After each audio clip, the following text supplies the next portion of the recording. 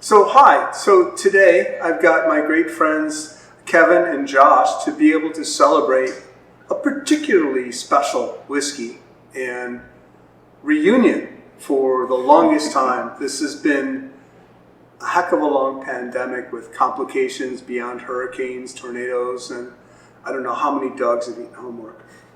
Nonetheless, we're going to move forward with this, and this is a great opportunity to celebrate, which is arguably my favorite Kilchoman. If you don't mind my bias. So, last year, Josh and I did a podcast discussing the mechanisms of whiskey, life, society as we know it. Thanks, Jim. And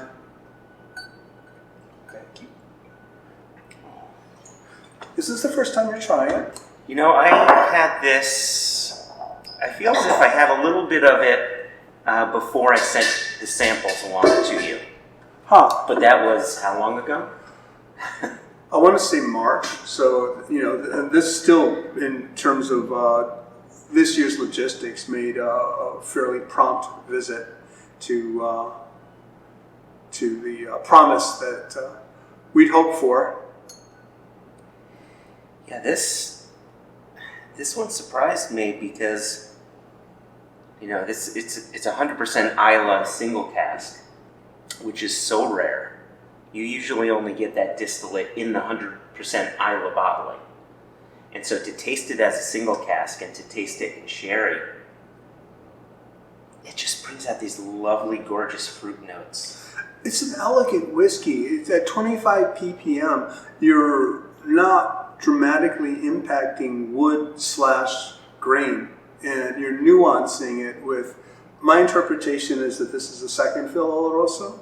I don't have fact on it, but no, it should be first fill PX actually. Really? Yeah. Yep. Then it's a restrained PX because the sweetness isn't overpowering. For me, the key to a delicious whiskey is the grain to be able to show itself. That's the whole point of this process, is to celebrate the starch.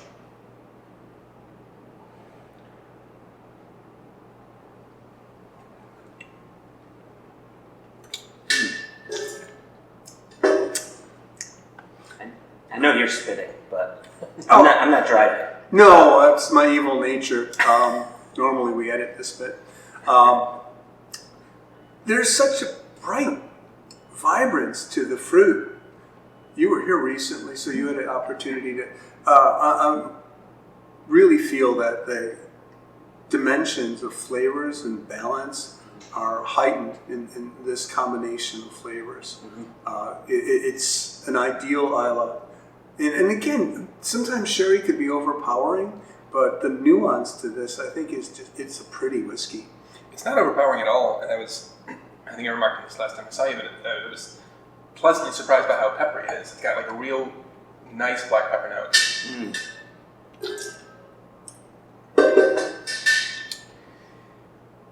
So this is the third Kilchoman you've done. The first one was a Oloroso sherry hogshead. The second was a Madeira finish.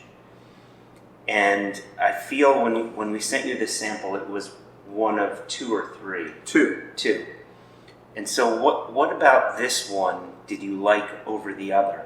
And do you remember what you liked over the other? Distinctly. It was a ruby red finish port, and I was super excited. It was 50 ppm, so I thought that it'd be fruity, juicy up front with a great backbone behind it. Unfortunately, with the best of intentions, not everything works for everybody. And I felt that it didn't balance. And at the end, if it doesn't fit in your mouth, it just isn't a complete whiskey. Mm-hmm. And that's sort of what I took from it. I was really leaning toward that as my first choice before I had the whiskeys, but the whiskey tells you what it wants to be, where you want it to go with that. I have some ideas on what I'd like to pick next year, but I'm not going to reveal that at this point. We'll see coming attractions at an appropriate time, but we certainly hope to continue to do Kilchomans in various forms of evolution, but samples that are consistently picked for me are just works of art, and it's a pleasure to be able to share that. I feel that it puts a great partnership in both Kilchoman and Warehouse Liquors, and this is a medium that I thoroughly enjoy and am proud to represent. I've really enjoyed this throughout. What are your thoughts compared to? You were surprised at how much you liked the Madeira last year, not generally liking Madeira on that. Is this more conventional to what you would expect from a PX? No, well, not from first fill. I think your point was a very good one, because the PX is not dominating the spirit. The black pepper note, Kevin, that you're getting is a note that I always get with 100% Islay. So the fact that the PX isn't steamrolling that peppery note, that slight herbaceous quality, is just adding a bit of fruit on top of it. I think it's just a great harmony between the cask and the spirit. No, neither element is trying to overtake the other. It's a contrast and complement, by having the broader dimension. I often describe this as the difference between a symphony and a song, where you've got whole ranges of flavors that build and crescendo, and in finishing, the peppery notes that I see in this is an extension of a subtle form of peat, more so than the wood. It just, you've got all these things working together between the grain, the atmosphere, the woods, and they all interconnect with just enough time to influence and tame the spirit without too much time to overwhelm it. People obsess over wood, and the reality is that too much wood is extremely unpleasant. But the interpretation that an age statement makes it better is flawed in reason and in flavor. People are afraid to be wrong. If you have some form of validation that's outside of the flavor, then you have some security that something is okay because it says so. It's food. If it tastes good, it is good. Yeah. I've got a quick question for you, Gene. There's, on top of the spice and on top of the fruit, or maybe below the spice and below the fruit, there's an earthiness. And this is now the second time since I've been in Chicago that I've tasted a whiskey that had PX maturation that had an earthiness. And you, as a wine drinker, do you often find an earthiness in PX sherry, or do you think that's anomalous? I don't think it has to do with the sherry. I think it has to do with the grain. In this, I think that it's the way that the barley was treated to give it that character. I don't think Islay barley proper is impacted as much as the way that the barley is treated as a stride. Within that. And I interpreted that this was more delicate than some of the other flavors that you even find on that side of the peninsula, which can be either robust or maybe even a little heavy-handed. It's a combination of good wood and restraint to be able to let the whiskey show. But there's so many different flavors, and it's not at a bombastic proof where it's just going to overwhelm you and dry your tongue out with astringency. It's, to be honest, I'm on my second bottle, and I have more whiskey than most people I know. Present company accepted. You're competing. I'll get there. You guys got a few years on me. I think your point about astringency is a good one. There's no astringency on this whatsoever. It's just fruit. The alcohol is necessary to hold the flavors together. It's pretty straightforward. The higher the alcohol, it's not a form of punishment. It's a mechanism to hold the texture in place. Lower proof whiskeys can be pretty, but they lack the complexities that a higher alcohol can hold together. There's an unctuous texture that can only be delivered by well, you could say cask strength, but the reality is that cask strength on Scotch can get below 40% and no longer be Scotch, depending on the age and the atmosphere. But something, I'd say starting at around 110 and going up is a pretty comfortable medium for dimension. Mm-hmm. Mm-hmm. It occurs to me that people watching at home might not know what you mean when you say it's a 100% ale cask.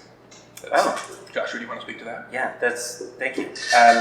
So for those of you that don't know, Kilchoman Distillery, which is on Isla, 9 distilleries on Isla, soon to be 10, is the only distillery on Isla that actually sits on its own farm and harvests barley from its farm to produce some of its whiskeys. Even though it's a massive farm that collects hundreds of tons of barley, given their overall output, it only makes up for around 20-25% of their output. So 100% Isla casks tend to be kind of dear to them. They don't typically give them up. And like you had said before, Gene, it's 25 ppm. It's a lower peating level than their standard barley, which is 50 ppm. And that's due in part from when the distillery was first built. They got their math wrong, and they didn't build a kiln large enough to peat the amount of barley that they were able to harvest. And so they can only get the peat so high. And so even though, since they've expanded the distillery, expanded the kiln, they're still keeping that peating level kind of low because now it's become a bit of a signature for them. So, A, it's rare, it's a rare distillate, and B, it's just this softer style that Kilchoman's putting forth, which I think is kind of a daring move in today's day where when people are doing peated whiskeys, right? You've got your Octomores where they're like 150 ppm, 200 ppm, 300 ppm, and they're gorgeous whiskeys. In Ardbeg with their Supernovas, again, gorgeous whiskeys, high ppm, and Kilchoman says, hold on a sec, try this lighter peating level. And so it's nice to have that rare opportunity to taste this somewhat softer side of Isla. I personally think that this is what God intended, certainly on Isla, when they were originally making whiskey, to not over-ramp it up because you had the science and the abilities to do it, but this was a farm distillery that brought together a message that is, on one hand, rare, but on the other hand, traditional in the way that we used to interpret whiskey 100 or more years ago. And this brings it back to why we fell in love with it in the first place. It's not an extension of excess, it's a relation of balance. Yeah. It's terroir in the wine world that you look for. You've got the barley grown in the same area that the water is from, which brings it together. The peating comes across, and it all has a familiar and comfortable combination, gestalt, of all the little parts to make a greater whole. Your point about terroir is good. It speaks to the 100% Isla, because it's the only whiskey produced from barley to bottle on the island. On premise. Yeah, on premise. Not just from the island, because you've got the Octomore farms and you've got ranges of barley available to that, but that's not exclusive, and it's a farm that's outside of Brookloty.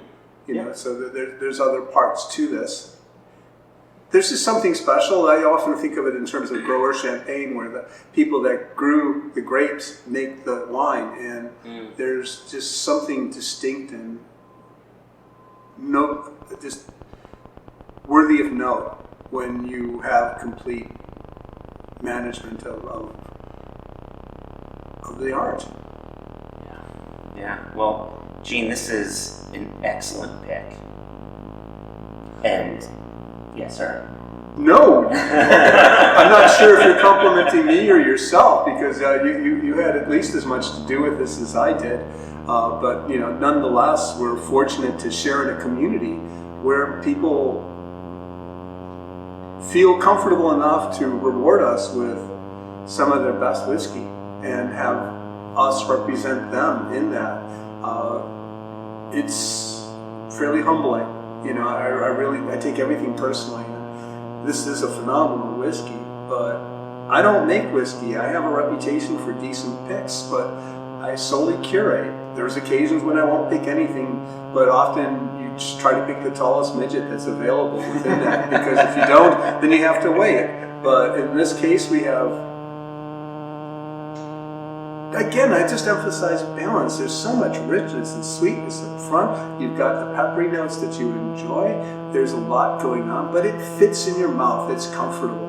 And what more could you ask for in food in any form? Yeah. Well, Gene, thank you so much. You know, like we'd said, this is your third Kilchoman. You've hinted at the fact that you're interested in doing more.